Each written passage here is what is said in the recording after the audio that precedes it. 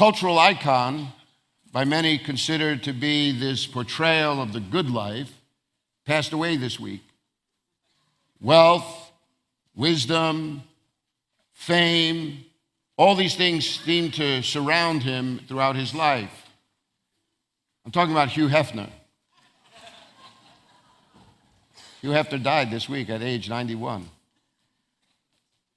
Now, for whatever you think about Hugh Hefner, he was an icon, wasn't he? I wondered, though, in his latter days, if he ever thought, looking back on his life, if it was worth it. I wonder if he had a pause in his spirit about the things that he has espoused and valued. I wonder if he thought at the end of his day they brought him comfort and solace. He grew up in a Midwestern town from what I read in the papers, parents who had, conservative values and were Methodists, and they were pretty regular in their church attendance. So I kind of wonder if maybe even as a kid, if he went through the Sunday school programs, I wonder if towards the ends of his life he ever thought a little bit about the day that he would meet Jesus or about God. Now, we can venture our opinions, but none of us in this auditorium really know for sure, do we? But what's interesting is you hold in your Bibles a book by the name of Ecclesiastes. Ecclesiastes was written by a man who had it all. He was a king of Jerusalem. He was king over all of Israel. He was a man who had power and privilege and prestige and prosperity. He had influence and he had opportunity. And then at the end of his days, he writes for us these passing words, so that there is no doubt that for Solomon, he looks back now and begins to just do a review of where he invested his time and his talents and his treasure. And one of the interesting things is that when you open up the book, his opening declaration is to say that everything is Hebel. Hebel is a Hebrew word. It has a lot of nuances to it. Some translations translate that word vanity. Other ones translate it meaningless.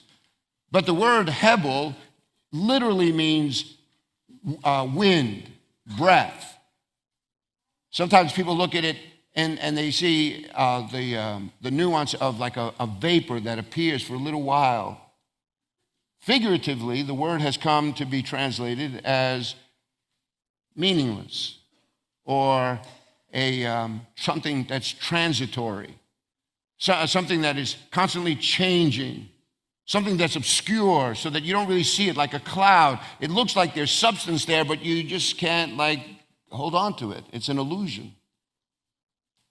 And so what Solomon does is he looks back on his life and he sees all that he had accomplished, all the things that he had amassed, and he looks at it all and he says, this is such an illusion. Everything is so transitory. And then he gives voice to this question, and I put that in your sermon notes. It's right on the top of the page there. And it says, what does a man profit from all his toil under the sun? How many of us sometimes have asked that very same question? What do we get out of this life? We're looking as if there's some kind of surplus that we're going to have. And so Solomon gave himself to finding an answer to that question. And the opening chapters of the book of Ecclesiastes gives us some hints into those paths that he went down. So he takes us down memory lane, reliving some of his past. The only problem is it seems like every path he took led to a dead end. So he starts off, for instance, at in the beginning of chapter 1, and he says that generations come and generations go, but the world remains forever. And then he unfolds that a bit and says, the sun, it seems to rise and set with such regularity. The wind seems to have a course that it runs, and it never really gets off that.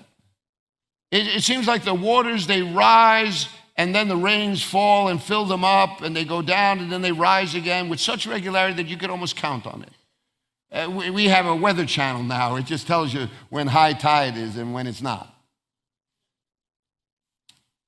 But when it comes to mankind, it's like the man who walks on the shores of the beach, only to have those waves come in and wipe out his footprints, and you don't even know he's there. That's a pretty sobering thought, isn't it? Especially for someone who thinks he's all that and a bag of chips. Then he goes from there and he says, well, you know what? Maybe I'm not going to find meaning just by being, so maybe I'll give myself to wisdom. And so he gives himself to wisdom, and this is what he says. He says, he comes to the place where he learned two things. One, he says, there are some things that are crooked that can never be straightened. And he says, and you can never count what is lacking. Now, when you think about those two little proverbial statements, what he's saying is that wisdom brought him to a place where he was able to diagnose that there is a problem. Something is broken. This isn't working the way it should be. And some people have keen sense of observation, right? They are very much attuned to the plight of mankind all around them, and they can sit down and they begin to show some trends and maybe some ways that these things have happened, and then all of a sudden they draw this conclusion. They say, man, this is pretty jacked up. But where's the solution? Because see, that's what Solomon was saying. It came to a place, even though he was given wisdom by God as a gift. I keep referring back to the book of Kings, 1 Kings, chapters 1 through 11. If you read those chapters, you get a history of the king of Israel. And you realize that in that history, God tells Solomon, look, I'll give you whatever you want. And Solomon's reply was, what I want is to know you, and what I want is wisdom. And God says, because you didn't ask for long life, you didn't ask that your enemies would be like toast. You didn't ask me for riches. He says, I'm going to give you all those things. And so Solomon's reign was a reign where he saw very little conflict, no wars, great prosperity. And so for Solomon to turn around and say, I used all those gifts that God gave me, and it brought me to a place where all I saw was a problem but no solution. There were things that were crooked that could not be straightened. And he says, and how can you count what is lacking? In other words, it's not even present. Like, I don't even know where to begin to look. I'm astounded that a guy like Solomon, that had all the time and all the resources to do that, and then he comes to this conclusion and he says, so like this life, and it's so transitory, it's such a vapor. It's like I'll hear for a minute and then it's gone. Then he says, I know what I'll do. I'll give myself to anything that will bring me happiness. Some of you, don't you wish you had that option? I know you do. You're in church, so you're going to be cool about it. But you're thinking to yourself, like, hey, man, whatever it could take to make me happy, to fill in this sense of, lack. And who better to do that than Solomon, who had money and opportunity and influence and position? Sometimes you guys have a bigger imagination than your wallet. If your wallet matched your imagination, you'd be dangerous. Oh, yeah. Well, Solomon was dangerous. And then let me read to you what the conclusion that Solomon came to. He says, yes, I was greater than anyone else who ever lived in Jerusalem. And my wisdom never failed me. Anything I wanted, I got. I did not deny myself any pleasure. I was proud of everything I had worked for, and this was my reward. And then I thought about all that I had done and how hard I had worked doing it. And I realized that it didn't mean a thing. It was like chasing the wind, of no use at all. All you have to do is read Ecclesiastes chapter 2, and you realize the amount of things that Solomon accomplished. He had parks and palaces. He built irrigation systems. He built groves of trees. He had, servants. His household required on a daily basis, just bread, right?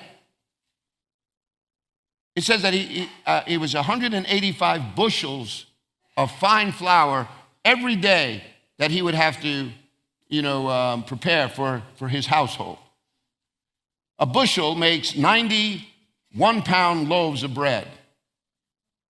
So 90 times 185 is 16,675 loaves of bread. That's a whole lot of bread.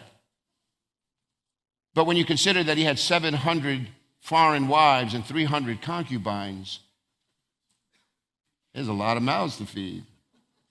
Not to mention all of his servants and everybody else that was part of that kingdom.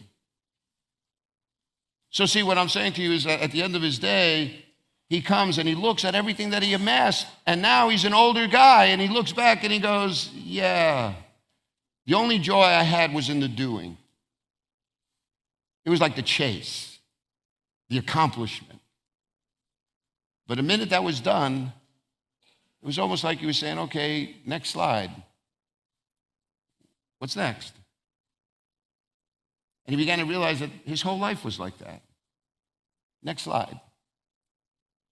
Next slide.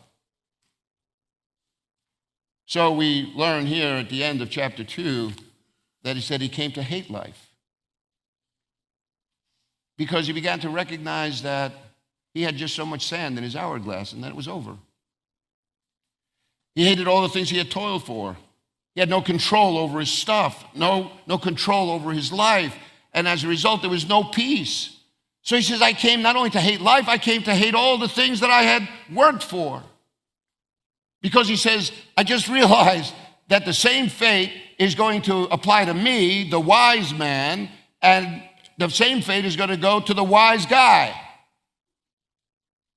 They're both going to die. I'm going to die. I know we don't like to think about that, but everyone that's sitting in this room, man, we have so much sand in the hourglass. So Solomon was trying to answer the question, what am I going to do? And now he moves to another question, and I put that in your bulletins too. Now it's not so much what does a man gain, because he saw what a man gains, and that didn't really amount to anything. Now he's basically asking the question, where are we to find satisfaction in this life? Oh, now that's a different question. Where are you going to find this sense of satisfaction? Because all the paths that he's been on have come up short. Now, like I said, there were these momentary thrills of victory, but it didn't seem to last very long. So look at the answer. The answer is found in verse 24 through 26, and I have that written down in your bulletins as well. It says, a man can do nothing better than to eat and to drink and find satisfaction in his work. This too I see is from the hand of God. For without him, who can eat or find enjoyment? To the man who pleases him, God gives wisdom, knowledge, happiness. But to the sinner, he gives the task of gathering and storing up wealth to hand it over to the one who pleases God. This too is meaningless, a chasing after the wind. I want you to glean from this passage here this one truth, right? That true satisfaction lies beyond our grasp. Well, we think it's in us. And you could look at this text. It says, what a man can do, nothing better than to eat and drink and find satisfaction in his work. The meaning would seem to be that enjoyment or happiness is a better thing than all the unsatisfying accumulations which have been described and which men toil for incessantly. In other words, like the stuff isn't really going to bring me the happiness, but my enjoyment of that stuff, that's where true happiness is to be found. That seems to be what this text is saying, right? But I wanted you to recognize something, and so I left it in your bulletin. You can go back and read this again. One of the Old Testament Hebrew scholars named Walt Kaiser wrote a book called Coping with Change. Let me put down what he says. He says, scholars uniformly assume that a Hebrew word indicating then has dropped out of the Hebrew text of verse 24 because it does appear in two other passages. So if you look at chapter 3, verse 12, and chapter 8, verse 15, you'll see that that word than, the comparative word, is present, but not in this text. He says there's no textual evidence that supports that assumption, even though the translators of most English versions have adopted it. There is simply not a comparative statement being made in verse 24. It is a statement about what is or is not, a residual entity within humans themselves, right, between mortals themselves. This, we must conclude that even the most mundane and earthly things of life do not lie within a man's grasp to achieve for himself by his own endeavors. In other words, even the procurement of enjoyment, that kind of sense of happiness, you would hope that it lied within your grasp to at least bring that deep-seated kind of satisfaction. But that's not what this text is saying. What this text is really saying is a man can do nothing to eat and drink and find satisfaction in his work. In other words, what it's saying is there's another dead end here, folks. If you think it's just about eat, drink, and be happy, yeah, not so much, because a lot of people eat, drink, and they're never happy. So I put down here that it lies beyond our grasp because it's beyond our ability. And it's distinct from our achievements and acquisitions. So just because you have stuff doesn't mean that you're going to be happy. Come on, some of you guys are in that space right now. Some of you know people who are in that space. They can have a whole lot, but they're miserable. They're always worried that somebody's going to take their stuff. They're going to lose their stuff. They're not going to have their stuff. So you're never going to find happiness in this direction. And that's what Solomon is saying to us. So what he's really saying is that true satisfaction now is a gift of God. That's why he adds in the text here, a man can do nothing to find that satisfaction. He says, this too I see is what? From the hand of God. For without him, who can eat or find enjoyment? You see how that makes better sense right now? Because apart from him, it says there is no enjoyment to be found. Why? Because Solomon has drawn the conclusion that self-fulfillment is a grave frustration. You think you're going to go out there and fulfill your own life's ambitions, make my way, captain of my own ship. Yeah, well, good luck with that, because there are other contrary forces in this world that are going to be mitigating against your ambitions and your desires. And you have it all planned out, but somebody else, they have another plan. And then all of a sudden one day, it's one of your families are hit by a drunk driver.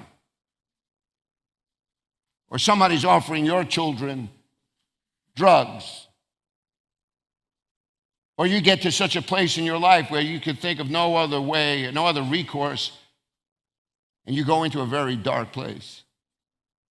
Now, I realize we're not just talking about extremes. Some people live in the middle here of a malaise, and they just spend their whole life living there. But see, that's not what Solomon is saying. Solomon's saying is if you think that it's within your grasp to go out and find this deep-leveled meaning and purpose apart from him, you're mistaken. Self-fulfillment is a grave frustration. It's a joy that never really seems to arrive. And you're always looking for it over the next horizon. And you keep on chasing it until all of a sudden one day you turn around and you realize, I have just exhausted my most valuable resource, and that is time. Chasing after something that was never going to be. And then he goes on and he says, God's gift is given to those who please him. So now what we're talking about is we're talking about a relationship, aren't we? We're talking about this necessity of being in a relationship with the God who gives every good and perfect gift.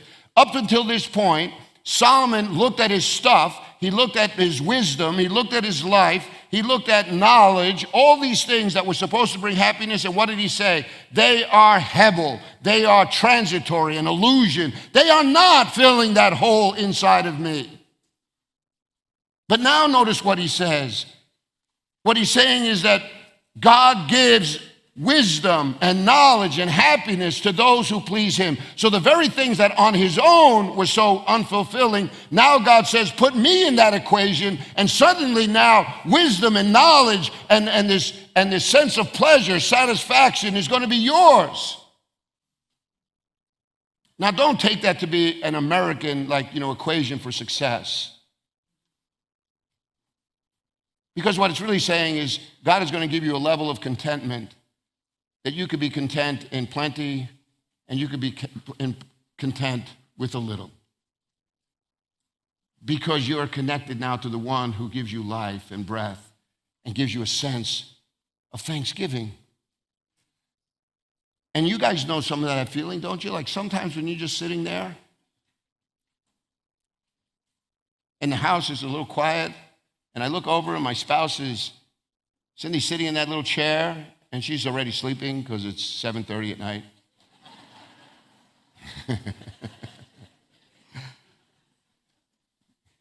I look over at her and I just think, that's a gift. It's a gift. It's even a better gift that she's quiet. Just joking, come on. Everybody's like, oh, you're so sweet. And then like, you just blew it. I know.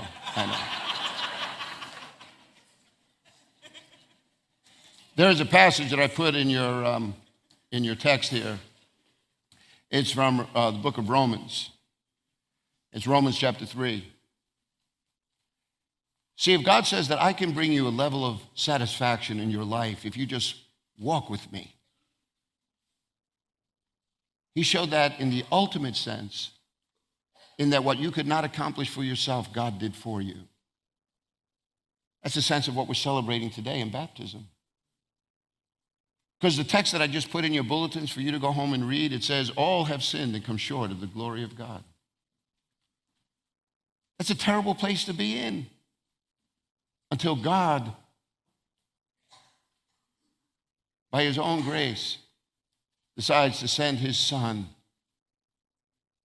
to give his life a ransom for yours. So that in the death of Jesus on a cross, he takes your sins upon him, and the Lamb of God taketh away the sins of the world. And now what was broken has now been remedied. And God is always doing that. God is always saying, look, what you can't do for you, I'll do for you. Why? Because I love you. I created you. Don't you understand that you could walk away, but it's to your own detriment? Because you think that what you can't find in me, you're going to find somewhere else. And then you spend your whole life searching for it in the arms of another person, in a position.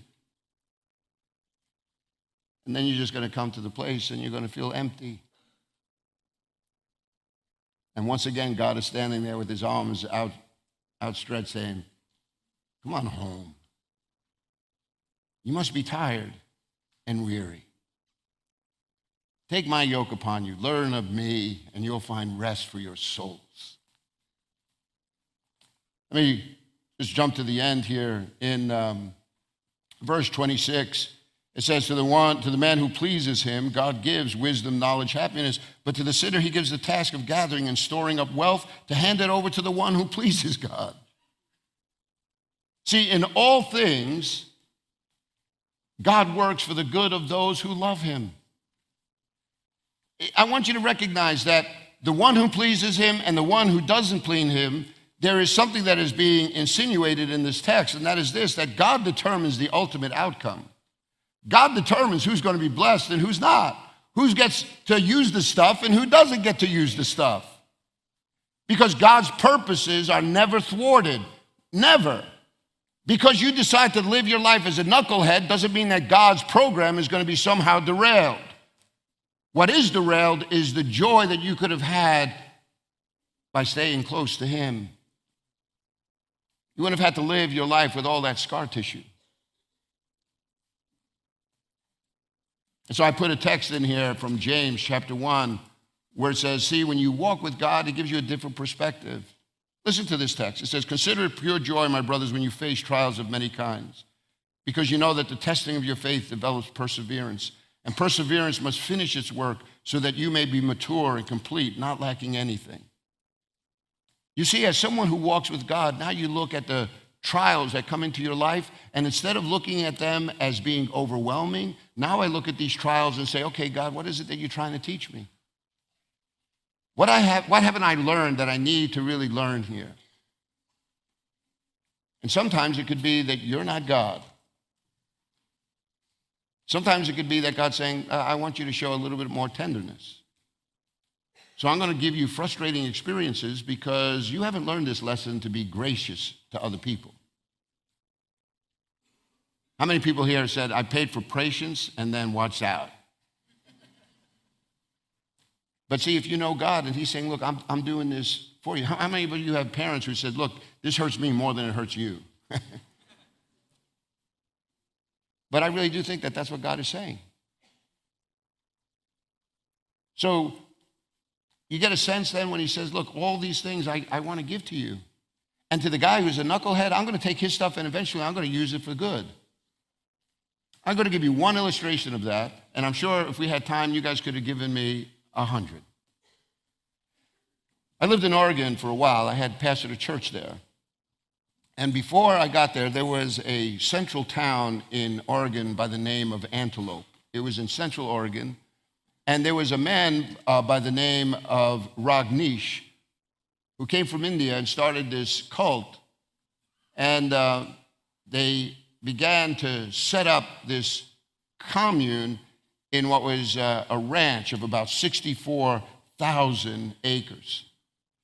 And on this ranch, as you can see in this picture, they began to build all kinds of housing. They had a fire department. They had malls. They had townhouses. They even had a 4,200-foot airstrip.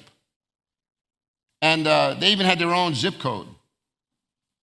The town drew international attention because of the extravagances that were starting to happen in this town. For instance, one of those extravagances was the Rajneesh. He had over 90 Rolls Royces.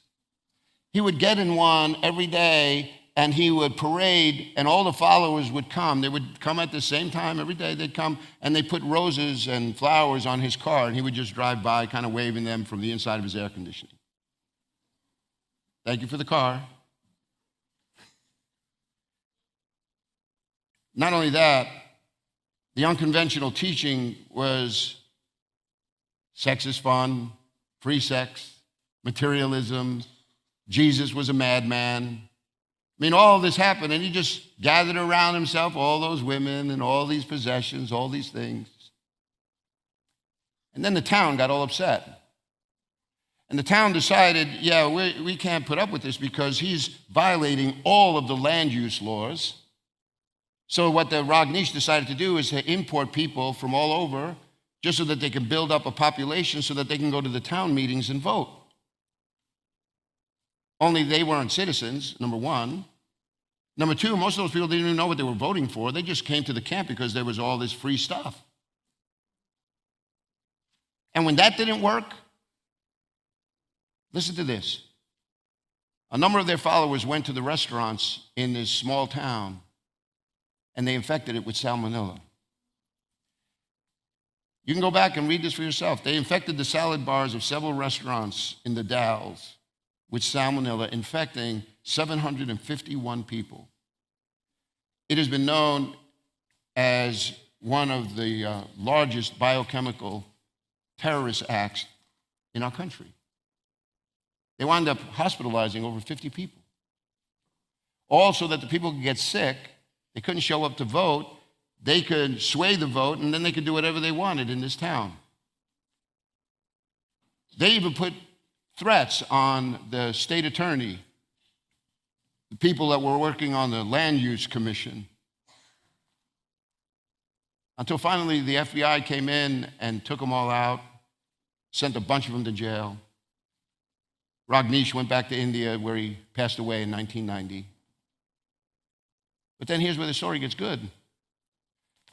Because see, what the Ragnish thought was that he was going to be building all this stuff, all this infrastructure, all this nice land, and it's like one of the largest contiguous wooden floors. There's I think there's 10 basketball courts side by side. See, he thought he was building all that stuff for him. He didn't realize that God was having him build all the stuff and then was going to give it to someone else. Because there was a guy, and his name was Dennis Washington.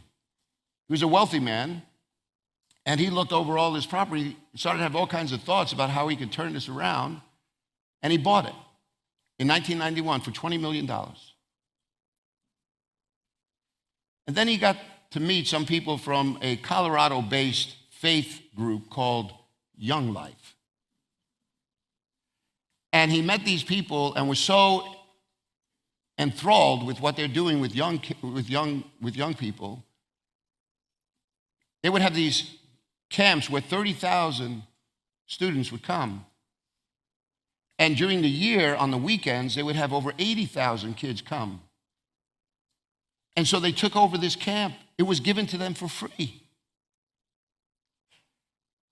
But then now they have to maintain it, right? They were starting to find problems with the water supply. So they went out and they tried to find someone, because it was a very intricate system there. As you can see, it's a small city.